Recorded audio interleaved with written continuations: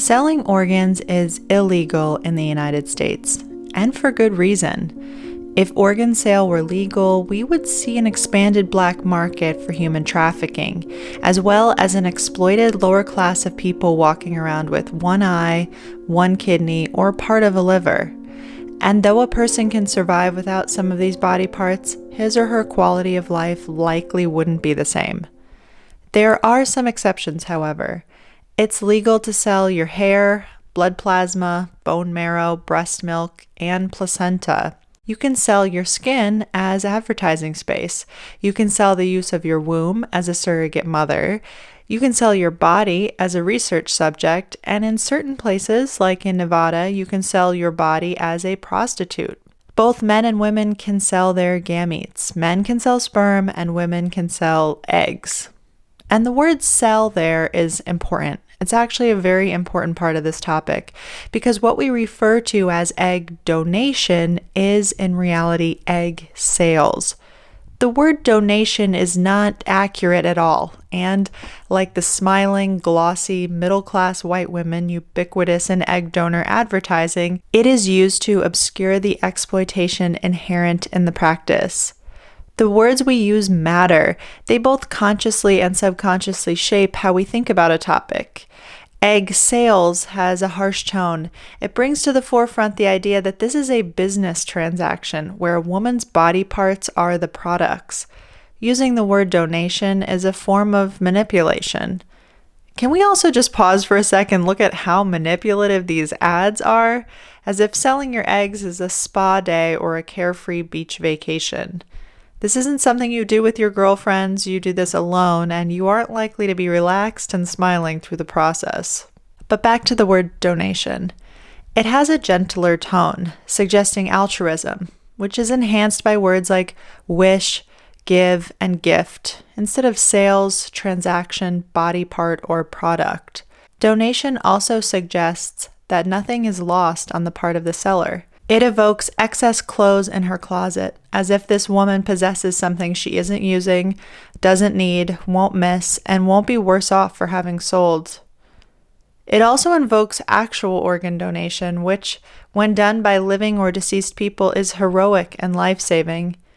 But egg donation is never medically necessary and doesn't save lives the way a donated heart, lung, liver, or kidneys might. While some egg sellers are motivated by altruism, the desire to help an infertile woman become a mother, very few, if any, would give away their eggs for free to a stranger, nor would they endure the invasive medical procedures required to harvest their eggs without compensation. This is a business transaction motivated by cash, and this is an industry that preys on financially vulnerable women. We understand surrogacy and prostitution to be per se exploitative. They're dehumanizing. They break women down into component body parts, robbing them of their humanity, their whole personness. They both involve economically underprivileged women. Rich women generally do not become surrogates or prostitutes. These practices are almost exclusively the domain of poor women in desperate circumstances, women who are vulnerable to coercion. They are disempowered and taken advantage of, their bodies and well-being put at risk. Remember that selling body parts is illegal for good reason, but as a society, we have carved out these exceptions that allow women's bodies in particular to be bought and sold, and a woman's body parts to be disconnected from her personhood and commodified. And eggs fall into the same category. To buy a woman's eggs is to exploit her. I want to make a side note about sperm sales, also spun as sperm donation. I'm not going to be diving deep into that here, so I'll leave it to you whether that practice itself is exploitative or unethical. There are some significant differences. Unlike egg sales, sperm sales, a practice which dates back to 1964, doesn't require the seller to take medication or endure any physically invasive procedures. But emotional or psychological consequences for sellers are not well researched or documented because the industry is largely unregulated. Sellers are anonymous and no long-term follow-up is done. But let's get back to egg sales. Why is egg selling a form of female exploitation? After all, it's voluntary, something a woman chooses to do, and she's compensated. Yes, she is selling her body parts, but some would argue that that is no different than selling your body as any other worker. And as far as being dangerous to one's health, again, some would argue that plenty of jobs are damaging to the worker's physical or mental health. For example, coal miner, poultry farmer, soldier. Guess what? Those jobs can be exploitative too. There are several factors that make egg selling a form of exploitation. Let's begin by looking at the population of women who sell their eggs. As with sperm sales, this is a largely unregulated industry, and as such, there is no tracking, statistics, or reliable data about the women who do this. But what we do know is that egg brokers target young women, particularly college students. I can tell you from my personal experience attending a top-tier university in the early 2000s that ads for egg selling were ubiquitous and inescapable on campus. It's common for brokers to target college students for 3 reasons. First, they are young. The eggs a woman produces in her younger years up to about age 24 are of the strongest and highest quality, least likely to yield a baby with birth defects or chromosomal or genetic abnormalities. Second, prospective buyers seek genetic material from intelligent women. Many brokers even set a threshold for sellers' SAT scores or require an Ivy League education. And third, this is a population where financial vulnerability is common. College carries with it a certain cachet that can mask financial desperation. Because college has historically been associated with the upper class and a relatively privileged group, the idea of financial desperation is not as overt as, say, in the case of homeless prostitutes. But a woman with substantial college loans can be under significant pressure. College debt is a unique hell situation we have created in this country, where many students take on tens or hundreds of thousands of dollars of debt, which is not dischargeable in bankruptcy and will follow them their whole lives, creating a class of essentially indentured servants. Some women are so desperate they will look for any way out of this. Egg brokers can tell themselves that by targeting college women, they aren't on the same level of someone exploiting a street prostitute. But fundamentally, they are really not that different. The fact that these women need money is not on its own enough to prove exploitation in egg selling, however. Let's look at another factor, which is the concept of informed consent. To sell her eggs, a woman works with a broker and a fertility clinic. Because egg selling involves an invasive medical procedure, sellers must sign what is called an informed consent document. But because the industry is unregulated, there is no standard for what such a document must include, no standard for informing women of risks. It can be little more than a legal waiver with which the seller promises to go away after her egg is retrieved and never bother or, more importantly, sue the clinic should anything go wrong in the future. A 2010 study of 80 women who had sold their eggs found that 20% were never informed of any potential health risks. Most ads seeking donors do not make any mention of potential risks or complications. This is a place where lawmakers could step in to ensure that women are better informed, but they have yet to do so. A clinic with a quote-unquote good informed consent document by today's standards might warn a woman about the potential short-term risks, of which there are many, some serious or even life-threatening, such as bleeding, infection, ovarian torsion, ovarian cysts and cyst ruptures, and a condition called ovarian hyperstimulation syndrome. We'll return to these known effects in a bit, but that quote-unquote good informed consent document would probably also include some language along the lines of, there are no known long-term health risks. This is a really important phrase and one of the cruxes in this issue. No known long-term health risks is not the same as no long-term health risks, but many women may interpret it as such, and without proper guidance, a woman would be allowed to believe that's the case, that there are no risks. The reality is there are no known long-term risks because the long-term health effects of egg selling have never been studied in any scientifically rigorous way. It's never been studied, ever. Egg selling dates back to 1984, almost 40 years, and still to this day, no one has ever initiated a study of the long-term health effects on women who do this. And even if someone were to begin a rigorous longitudinal study today, it would be many decades before science has a good understanding of what the long-term health consequences of this practice are.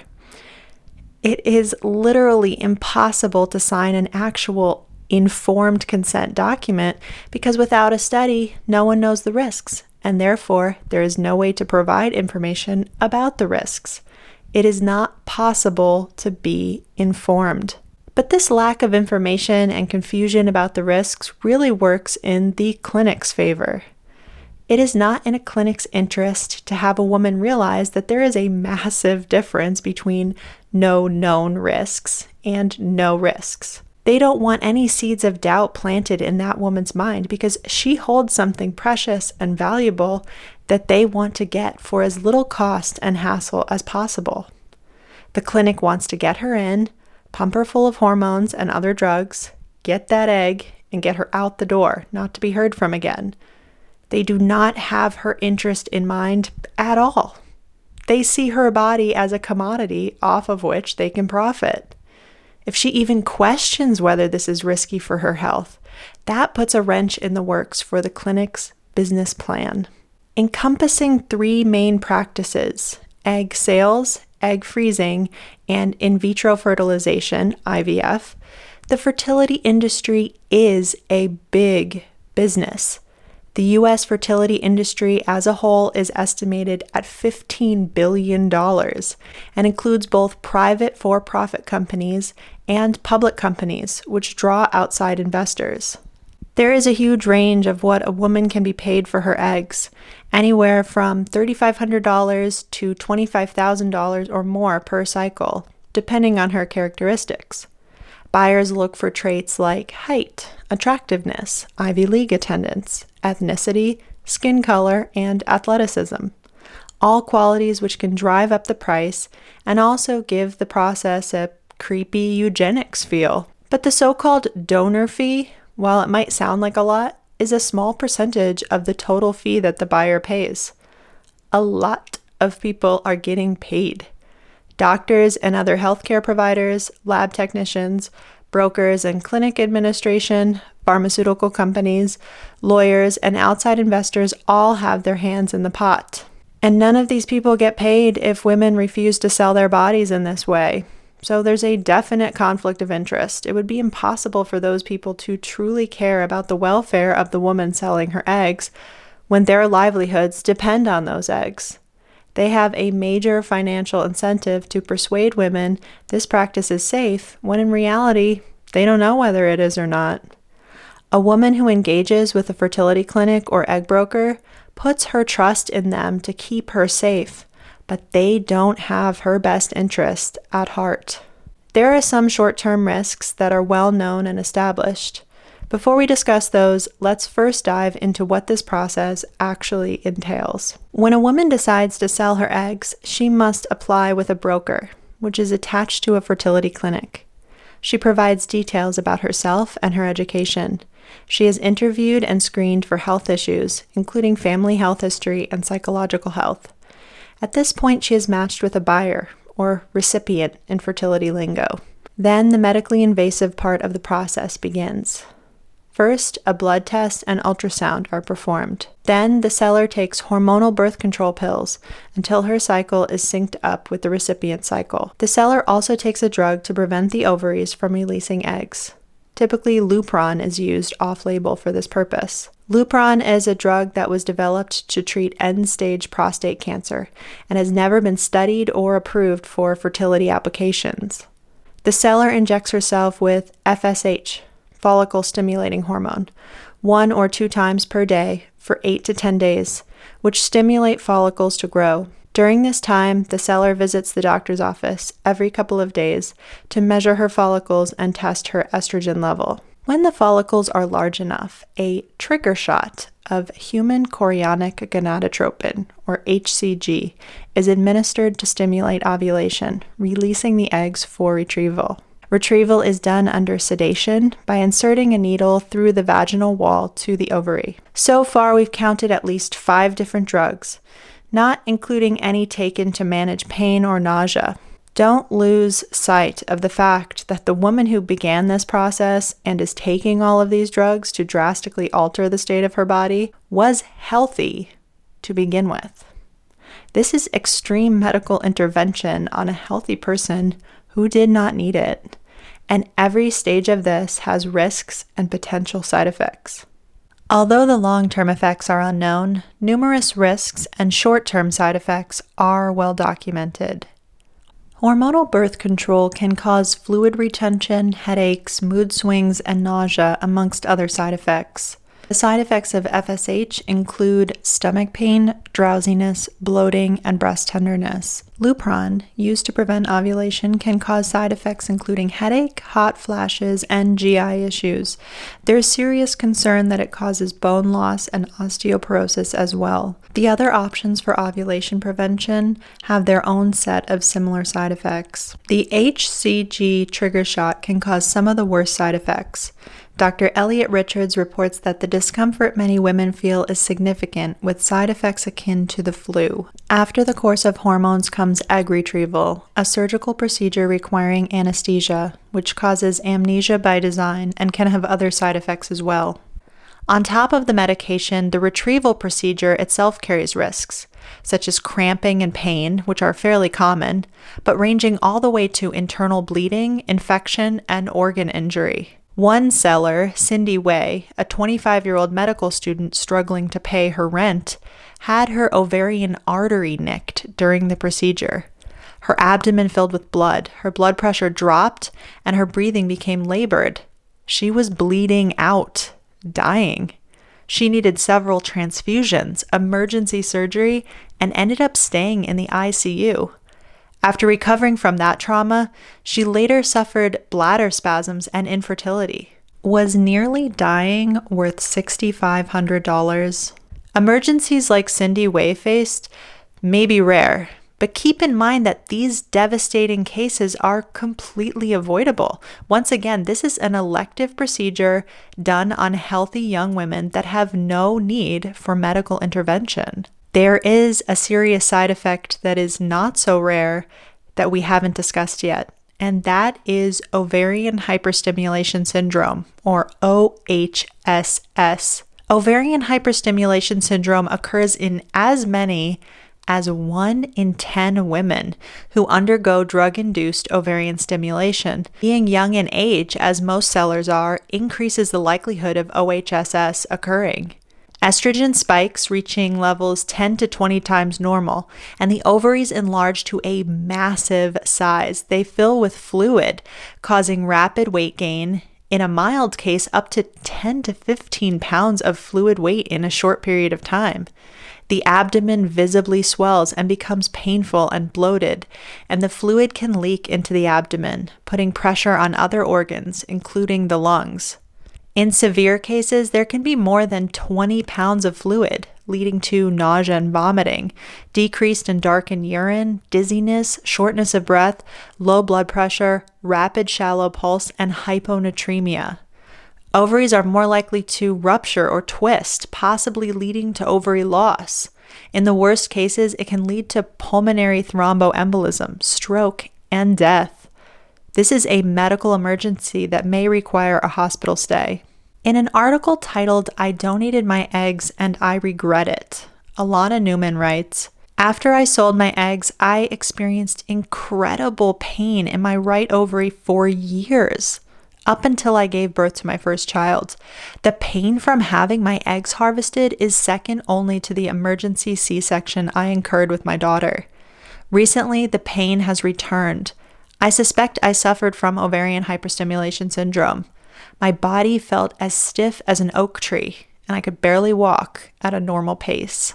These are the possible short-term risks and side effects, which are well known, well established, and documented, but due to a lack of regulation, are not always being communicated to the seller. Sindy, whose case we covered a moment ago, nearly died as a result of the procedure, but she reports that she was never made aware of the risks.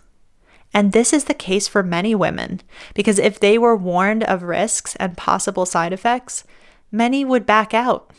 Instead, ads promise spa days and walks on the beach, and a gaggle of girlfriends smiling in solidarity. What about long-term risks?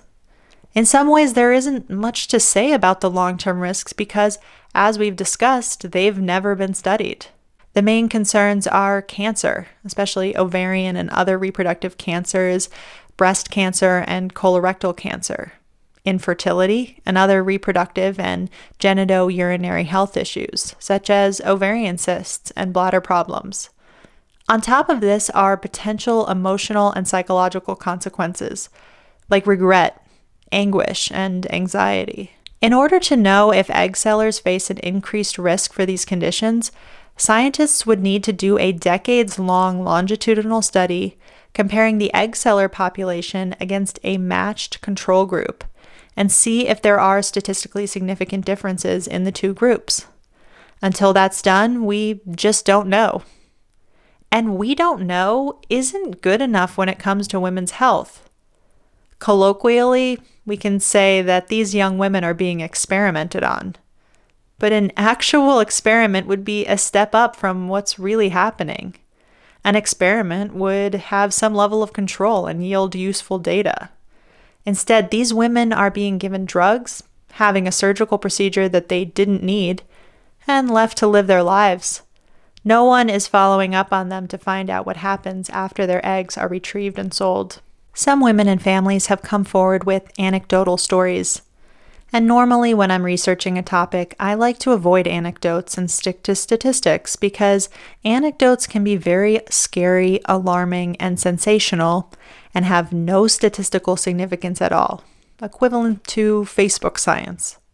There are random outliers. Correlation doesn't necessarily equal causation. Just because one plane crashed doesn't mean all planes crash. Or even that flying is dangerous at all. It's not. But the reason that flying is so safe is because when a plane crashes, we don't just ignore it and say, oh, that was just random. We research why it happened and put safeguards in place to prevent that from happening again. Which is why it's so important to listen to the stories of women who sold their eggs and then did have adverse outcomes, and to use that as a basis to advocate for research on the topic, and to advocate for women avoiding egg selling at least until more is known about how this practice impacts women's health. One story is that of Maggie Eastman, who sold her eggs 9 times between 2003 and 2013, earning a total of $20,000. After her final sale at age 31, she was diagnosed with stage 4 metastatic breast cancer, despite being young, having no risk factors or family history of the disease. High estrogen levels, like those seen in egg sellers, have been linked to breast cancer in other populations of women, but without rigorous studies, no one can actually say whether Maggie's case is part of a trend or just random. Another story is that of Jessica Grace Wing, who sold her eggs 3 times in her early 20s, choosing that route to help pay for her Stanford degree.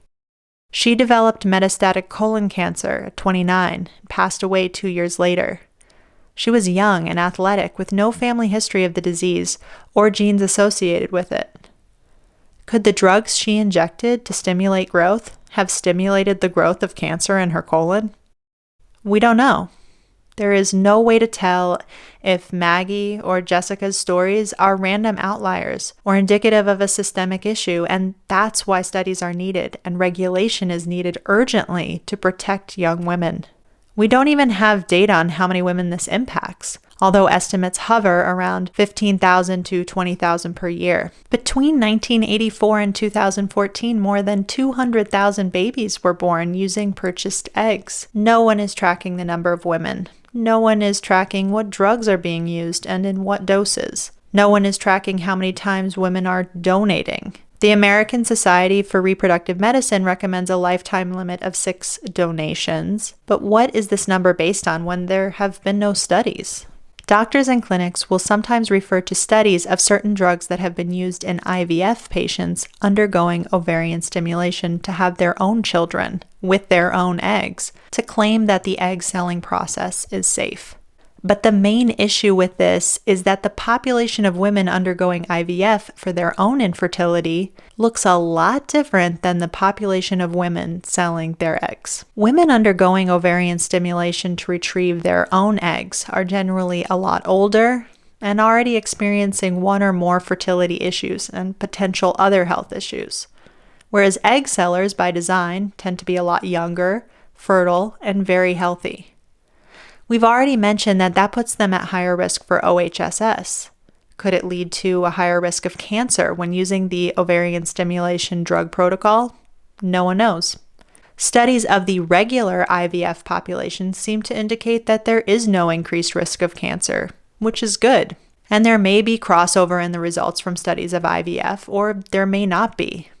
Again, it's a totally different population. You can't just lump all women together and think that's good enough. Furthermore, studies of infertile women undergoing IVF do focus almost exclusively on cancer risk. They leave out risks regarding future infertility because this population is already infertile.